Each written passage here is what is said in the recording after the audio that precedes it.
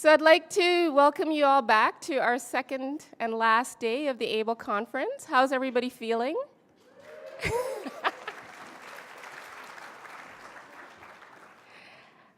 A few people have commented on this ABLE when we've been touching base about how the conference is going, and the comment that I'm hearing quite a lot is just around the collaborative spirit. And how generous people are in terms of both exchanging information and also being willing to share tools and their expertise. And I think that's something that's really special about this group of people, is always looking for that area of overlapping interest and trying to figure out a way that we can have the biggest impact through collaboration. I live in Winnipeg, and I had an encounter with a member of my community that really caused me to reflect on this conference. And this was on Friday. It was the day before I left for this conference. I was on my way home from work, and the bus stops a ways before my house, and so I need to walk under a bridge to get there. And someone had lit a fire under the bridge. And then I heard these voices, someone yelling out to me saying, "Hey, how are you?" And I yelled back, "I'm fine, how are you?" And I realized that it was a number of people that are homeless that were settling in for the night. And I also realized that I had a loaf of bread with me from my favorite bakery. It was actually a baguette. And so I said, "Hey, do you want half a loaf of bread?" And so I heard whispers back and forth, and then someone emerged from the shadows, and they were like, "Yeah." And so I gave them half of my loaf, and it was a young man. And as I walked away, I thought, that was nice. That was a lovely encounter, but it was also not nearly enough. And then I thought about the programming that we deliver with our community partners, access to ID, tax filing, access to benefits, access to bank accounts, the opportunity to build assets, to connect to the labor market, all of those different areas that we work on in financial empowerment. And I thought, are we really creating a pathway out of poverty for people that are in that level of financial crisis? And again, it reinforced to me the importance of collaborating across so many different sectors to be actually able to create that opportunity for those people that were living under that bridge. And a really key partner in all of this is government, which is why I'm so pleased to have our guest that will be joining us today. So it's my pleasure to introduce our first speaker this morning, the Honorable Jean-Yves Duclos, Minister of Families, Children, and Social Development. Prior to joining Cabinet, Minister Duclos was Director of the Department of Economics and a tenured professor at La Université Laval. As a well-published author, conference speaker, eloquent conference speaker, and renowned economic expert, he is often asked to comment on current events in Quebec and Canada. Minister Duclos is co-founder of the Poverty and Economic Policy Research Network, was president-elect of the Canadian Economic Association, and was elected as a fellow of the Royal Society of Canada. Minister Duclos.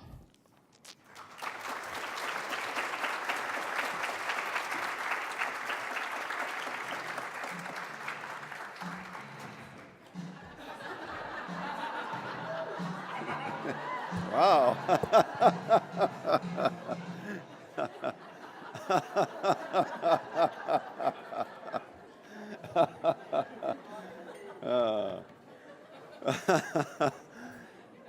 Good morning, everyone. I knew that the people of ABLE were special people.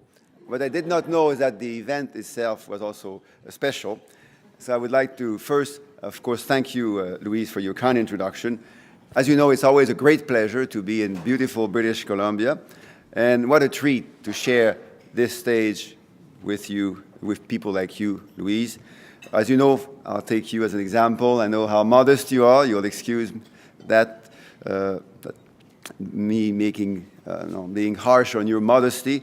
But for decades, as you know, Louise, you've been working to address poverty in this country, and as co-director of SEED in Winnipeg, you have helped develop SEED's financial empowerment program. So thank you, Louise, and everyone else for your hard work, and in particular, Louise, for your membership with Canada's Poverty Reduction Strategy Advisory Committee. Now, before I begin, I would like to acknowledge that we are on the traditional territories of the Musqueam people. I would also like to thank ABLE Canada for inviting me here today and for giving me an excuse to be outside of the House of Commons. That's an excuse which, as you know, is hard to generate results. So when as I was saying to Louise earlier, when I talked to the whip and the House leader and all of these important people and told them about ABLE and Prosper and many other organizations, they said, yes, it's all right, you can go, which is a rare response.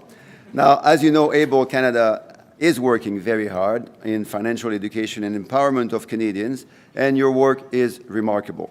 You're an important leader in the overall fight against poverty. Now, today I want to tell you what A, our government is doing to reduce poverty in Canada, B, how these efforts contribute to reconciliation with Indigenous peoples, and C, how our progress towards a national poverty reduction strategy is looking forward. Now, à titre de ministre de la Famille, des Enfants et du Développement social, il est de ma responsabilité de lutter contre la pauvreté au Canada. Mais il s'agit bien plus qu'un objectif qui figure effectivement dans ma lettre de mandat. C'est un sujet qui me tient à cœur depuis fort longtemps. In fact, finding solutions to poverty is why I became an economist and a politician in the first place, and it explains in part my previous involvement in networks like the Poverty and Economic Policy Research Network and other such activities. For 23 years, and excuse me for talking about myself a little bit, I know it's not going to be very interesting, but I'll do it anyway. So for 23 years as a researcher and a professor in economics, I was focused on social and economic issues that are detrimental to our people in this country. My career, as in the case of many academics, economists in particular, was mostly about data and facts. So I gathered facts, I analyzed facts, and I wrote about facts and data. Sometimes policymakers listened, and sometimes they did not. A few years ago, the previous Canadian government decided to increase the age of eligibility to old age security from 65 to 67.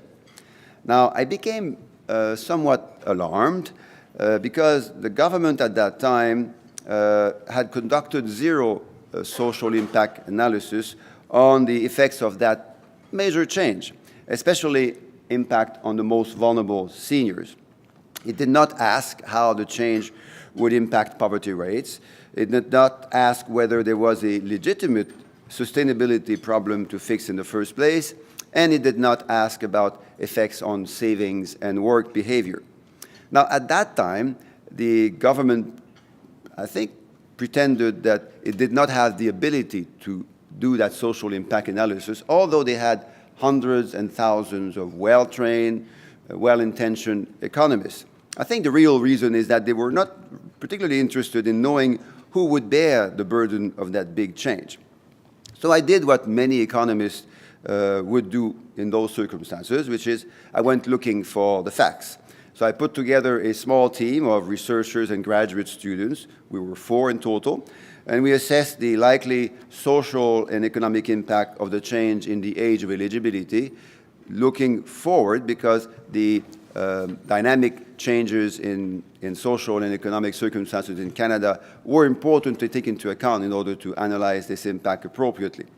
And after a few weeks and a few months, we found that the change would plunge approximately 100,000 seniors, aged 65 and 66, into poverty every year. This represented a tripling of their poverty rate from 6% to 17%. We also found that the average senior man would have seen his income drop by 11%, while the average senior woman would have seen her income drop by 32%. Elderly women would clearly have been the worst affected. The worst impacts would hit those least able and least likely to adapt their work and savings behavior. Now, these facts matter to me, and of course, I thought that they should matter to governments and to vulnerable seniors. So I did what most economists do not do, which is to run for elected office. And to my surprise, to my great surprise, I won, because that wasn't certainly on my career path. And to be honest, in Quebec City, in my Quebec City area, the chance of being elected as a Liberal MP was very, very, very modest. And soon after that big surprise, Prime Minister Trudeau made another big surprise. He named me, or he sworn me as Minister responsible for employment insurance, childcare, housing, pensions, and benefits to families and seniors, to name a few. So after years of assessing the impacts of decisions made by federal politicians in Ottawa, I was then joining them with a chance, with people like you, to find real practical solutions for Canadians. I can tell you that's exactly what we are doing. One of my first actions, therefore, as minister, was to reverse the change in the age of eligibility from the previous government. And our focus since then remains the same as the day as we took office, which is to strengthen the middle class, but equally importantly, to help more Canadians join the middle class. And this continues to guide us in everything we do, and I think our plan is working because Canadians are working. Over the last 2 years, Canadians have grown our economy, creating more than 600,000 jobs and driving the unemployment rate to near 40-year lows. However, while we are a prosperous country, too many Canadians are being left out of that success. The fact is, poverty does not cease to exist in the face of a strong or stronger economy, and for those that live with poverty every day, we must act. Nelson Mandela once famously said that overcoming poverty is not a gesture of charity. It is an act of justice. It is a protection of a fundamental right, the right to dignity and to a decent life. Il est de notre devoir envers les Canadiens de faire en sorte que tous aient une chance juste et réelle de réussir et de s'épanouir pleinement, non seulement parce que c'est la chose à faire, mais aussi parce que c'est une chose intelligente à faire. En effet, une économie qui profite à tous est une économie prospère. More people working, more people contributing fully to our society, more people engaged in our communities means a stronger Canada for all. But overcoming poverty is no simple task. Poverty is complex. As the Prime Minister has said a couple of times, poverty is sexist. Poverty is racist. It affects some of us more than others, but we all benefit when poverty falls and when social inclusion is enhanced. And that's why, over the past year and a half, we've been talking to Canadians to inform the development of the first ever national poverty reduction strategy. Our plan is to create an inclusive strategy that sets real targets for poverty reduction and builds on our efforts already in motion. I will talk more about that strategy in a moment, if you allow me, but let me first tell you about some of the efforts that are building this foundation, the foundation of this strategy. We're taking action for Canadians and families. Soon after coming into office, we increased taxes for the wealthiest 1% of Canadians in order to lower taxes for middle-class Canadians. Now, we did not do this because of lack of consideration for Canadians who are very successful in life, but we did that because we believe that middle-class and lower-income Canadians need more help. As I said earlier, we restored the age of eligibility to old age security, and we also restored the age of eligibility to allowance benefits, lowering their age from 62 to 60 years old. As I also said, these changes are keeping approximately 100,000 seniors from falling into severe poverty. In addition, we increased the top-up rate, the top-up to the guaranteed income supplement by up to $950 per year for single seniors. And that move alone has improved the financial security of close to 900,000 seniors and is lifting tens of thousands of seniors, the vast majority of them being women, out of poverty. On the other end of the age spectrum, and I'm very proud of that, we are providing more help for families with children with the introduction of a new tax-free monthly Canada Child Benefit that is simpler, fairer, and more effective. The Canada Child Benefit is not only the most innovative social policy innovation in a generation, it's also a guaranteed minimum income for families with children. It has the features of the three principles of being simple for families, simple for the government, and fair for everyone. That policy alone is helping 9 out of 10 Canadian families to raise their children and is lifting 300,000 children and their 200,000 parents out of poverty. For families, we're also addressing the lack of affordable, high-quality child care. Nous savons très bien qu'un trop grand nombre de parents au pays ont des choix difficiles à faire.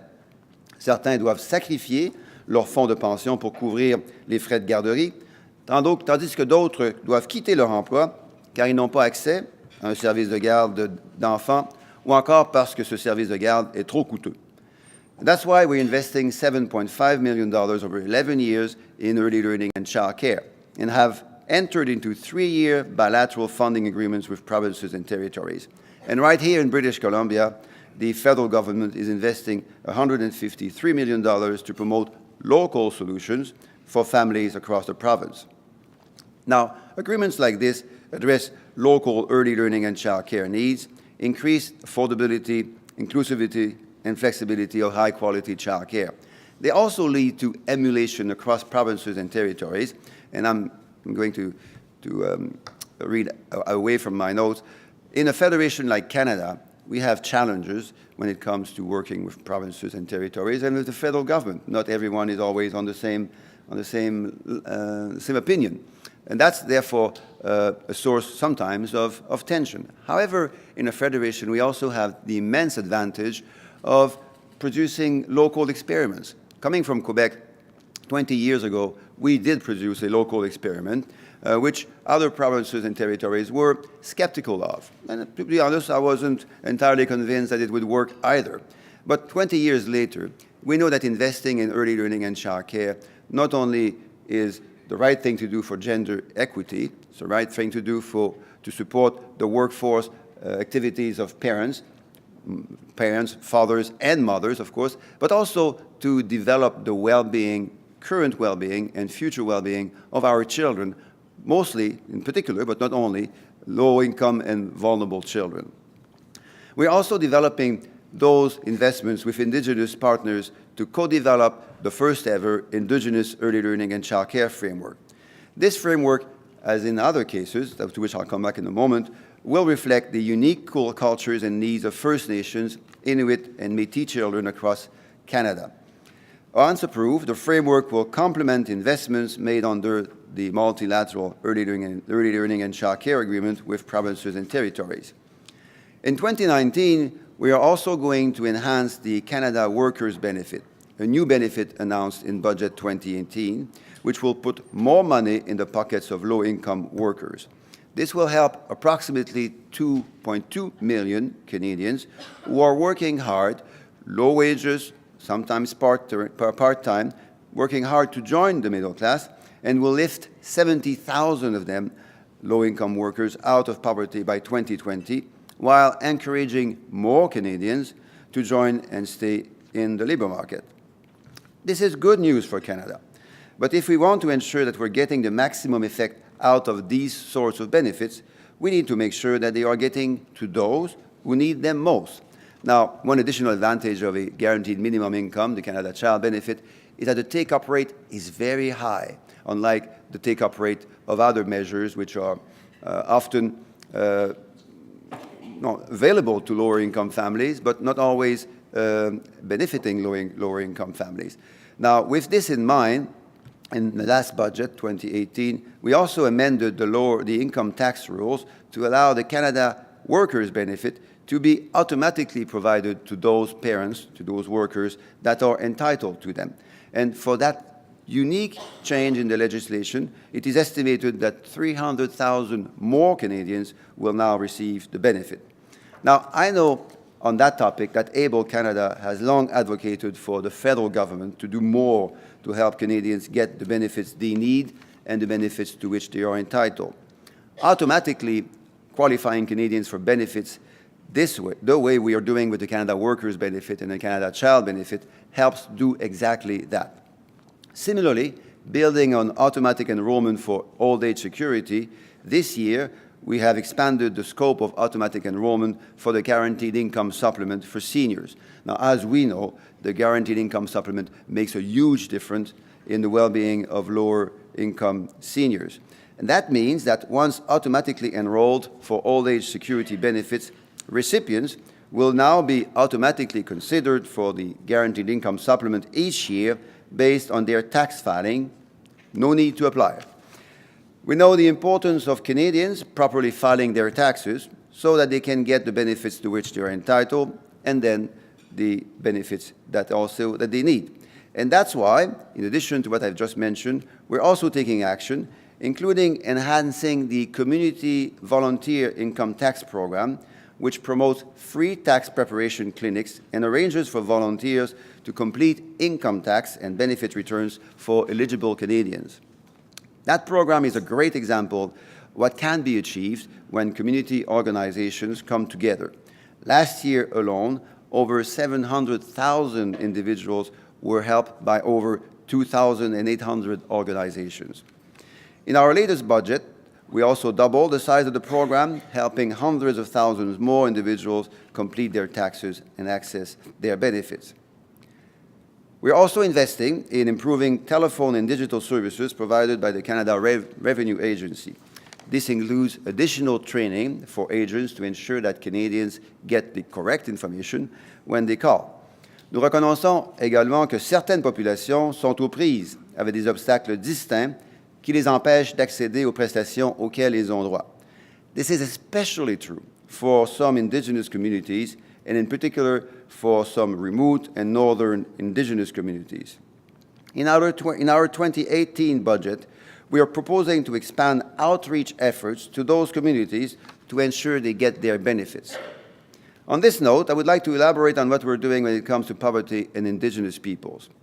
In 2015, with the release of the final report on Truth and Reconciliation, we accepted fully our responsibilities as well as our historical failings as a government and as a nation. We know that we need a total renewal of the relationship between Canada and Indigenous peoples. In an address to the United Nations General Assembly in 2017, Prime Minister Trudeau said, "We now have before us an opportunity to deliver true, meaningful, and lasting reconciliation between Canada and Indigenous peoples. We need to act on that opportunity and take a hard look at our history as we attempt to right the wrongs of our past. Our plan will move us towards a renewed nation-to-nation, government-to-government, and Inuit-Crown relationship. That relationship must be based on recognition of rights, respect, partnership, and cooperation.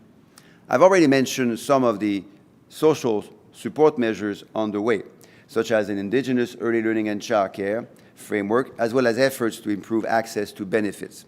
These measures are only a sliver of what needs to be done. For our government, there is no relationship that is more important to Canada than the one with our Indigenous peoples, and we need to make sure that the current opportunities have every chance to succeed. We know that this is not possible without things like good health, strong communities, good, well-paying jobs, a quality education, and safe and affordable places to live. The truth is that safe, adequate, and affordable housing, in particular, remains out of reach for too many Indigenous peoples. We've heard stories of 20 people crammed into two-bedroom houses with family members sleeping in shifts so that everyone can get a few hours of sleep in a bed. Now, situations like these are simply unacceptable. We are working in partnership with Indigenous communities to take action on that front. And just as we plan to do with Indigenous early learning and childcare, our actions will reflect the unique needs, circumstances, culture of Indigenous peoples when it comes to housing needs. Through investments made in Budget 2017 and Budget 2018, we have dedicated for the first time ever funding to support distinctions-based housing strategies. That includes $600 million to support First Nations housing as part of a housing strategy that is being developed in partnership with First Nations. It also includes $400 million to support a Nunavut-led housing plan in Nunavik, Nunatsiavut, and Inuvialuit, in addition to the $240 million announced in Budget 2017 for support to Nunavut. And we are also dedicated $500 million to support a Métis-led housing strategy. If I may pause for a moment, the Métis Nation has been long forgotten in Canada. They have suffered, as with other Indigenous peoples, immensely over the last years and generations. This opportunity in Budget 2018 is the first ever opportunity that the Métis Nation was given in 148 years to be fully recognized by the federal government and to be fully given resources that they will then be able to use to rebuild their nation. It's the first time ever that there is a partnership, a direct partnership between the Métis Nation and the Canadian government. Now, these initiatives are part of a wider strategy to address housing and homelessness in our country.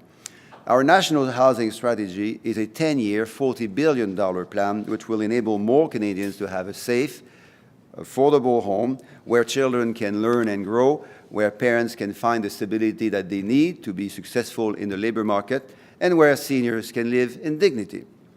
The federal government is back in housing, and the strategy has bold outcomes to achieve over the next decade.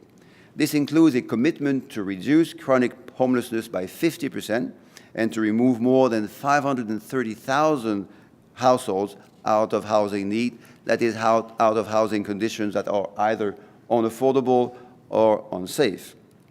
Taking action on housing, supporting vulnerable populations, enhancing benefits, and ensuring access to those benefits, those are some of the initiatives that our poverty reduction strategy will build upon.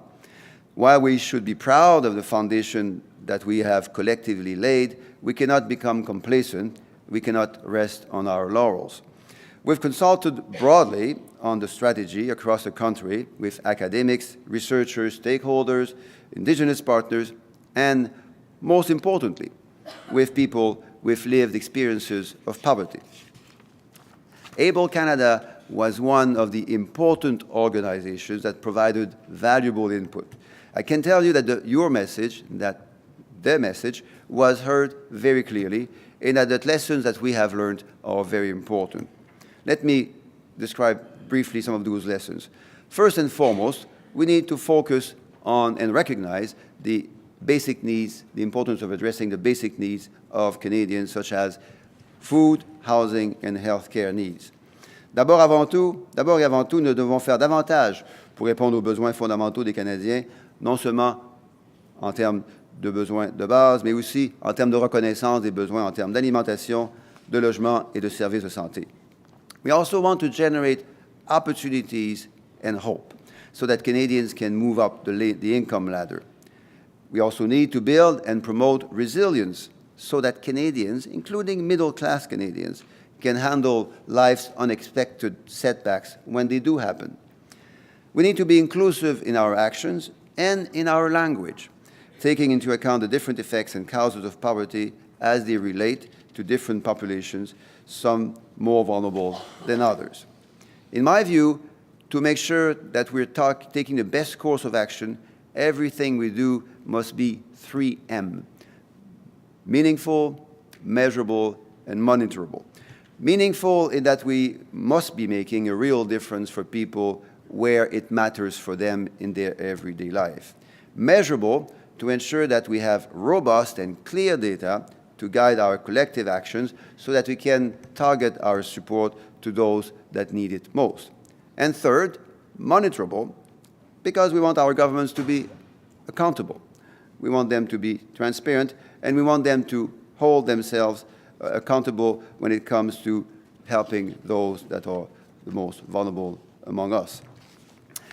In closing, our strategy will set targets and will publicly report on progress towards meeting those targets. As a progressive society and as progressive leaders, we and you must do everything we can to effectively reduce poverty in an open and transparent manner. And to understand this, I'll share a quote from American President Franklin Roosevelt that resonated with me some years ago. He said that the test of our progress is not whether we add more to the abundance of those who have much already. It is whether we provide enough for those who have too little. And here in Canada right now, we need to be making progress for those who have too little. We need to continue working with our partners, including provincial, territorial, Indigenous, municipal partners. And this collaboration across levels of government will be a key part of our strategy going forward. But governments cannot do it alone for all sorts of important reasons, and I'll just outline three. First, the policy reason. Good policy requires good listening.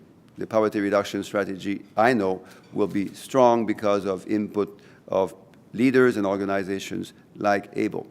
Second, we need to implement those policies in a way that puts everyone at work. Federal governments in particular have a role to play. They have a leadership and partnership role to demonstrate. However, when it comes to making real changes in the lives of people and communities, that's often done at the community level. And C, because not everyone, at least not everyone outside of this room, is convinced that to address the needs of more vulnerable Canadians is important. This is a political discussion and a political outcome that depends on efforts of people like you in this room. For policies to be supported, for partnerships to be developed with organizations like yours, we need the political support of Canadians, and that's where everyone's responsibility also extends. So I would like, in that context, to thank participants in this room for your already important contribution to the strategy, and because you know that we need to work together if we really intend to put it into place. Together, we want to continue the fight to reduce poverty, again, not in the name of charity, but in the name of justice, progress, and economic growth, so that everyone has a real and fair chance to succeed in life. Thank you.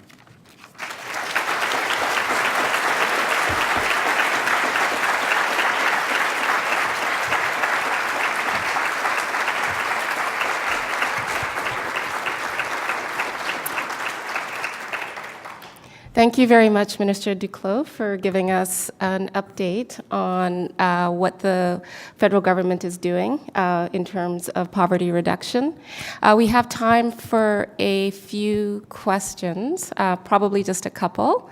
So there should be mics. Yeah, there's a couple people with mics. So if you are wanting to ask a question, please put up your hand.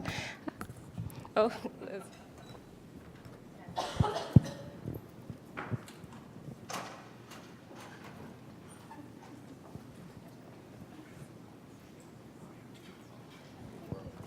Thank you very much.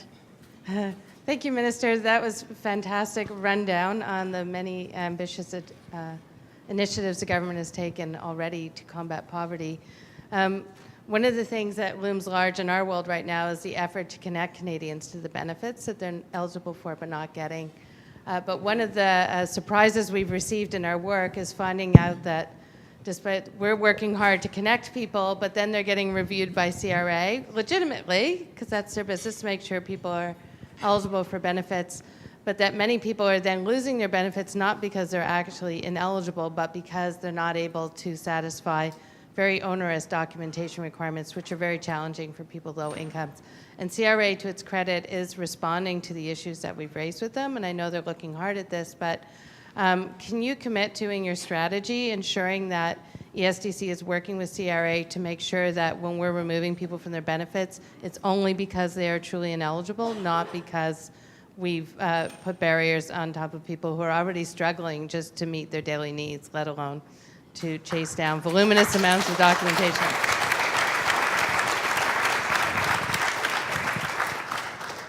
Thank you, Elizabeth. Okay. And may I start by thanking you and congratulating you for the work you're doing with CRA. We know how important that work is. I also see from the inside how effective that work is. Now, as citizens, we sometimes, and that's fine, we sometimes can be cynical of the impact of our work on government policies and government programs. I can tell you that it does make a difference. What you do here in this room and outside of this room does help the federal government do better, in particular on that particular issue of facilitating access to benefits. We have a lot more work to do. In January, no, just 3 months ago, the automatic enrollment for guaranteed income supplement for about 17,000 seniors every month was launched. So it's making a big difference, but there are still many low-income seniors that are not receiving the guaranteed income supplement because that big change does not cover everyone. So we know we must do better. As I said, some measures like the Canada Child Benefit are measures that simplify a lot the problem of accessibility to benefits, but there are other areas, and again, the guaranteed income supplement and other measures, EI is another example, where, to be fair, substantial progress has been made over the last few months, but more needs to be done, and that can be easier to achieve if people and organizations like you and yours do what you already do greatly. Thank you. We have time for one more question.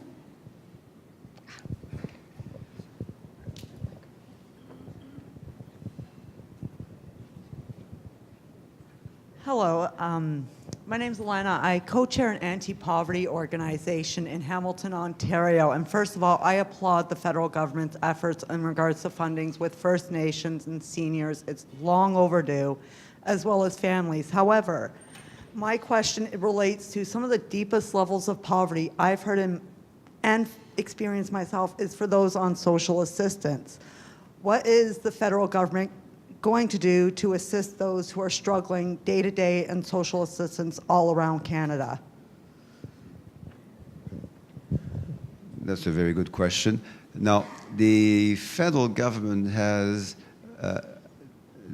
direct and indirect abilities to help, to be helpful. Now, direct abilities are, of course, insufficient in a federation if we look from the perspective of the national government, because many of these social assistance programs are implemented and run by provinces and territories. However, we have forums, we meet regularly, and again, because of the nature of federation, we have the ability to compare each other's progress and performance across provinces, and we learn quite a lot. And when a province does better, I mentioned Quebec earlier, but sometimes it is Ontario, sometimes it is other provinces.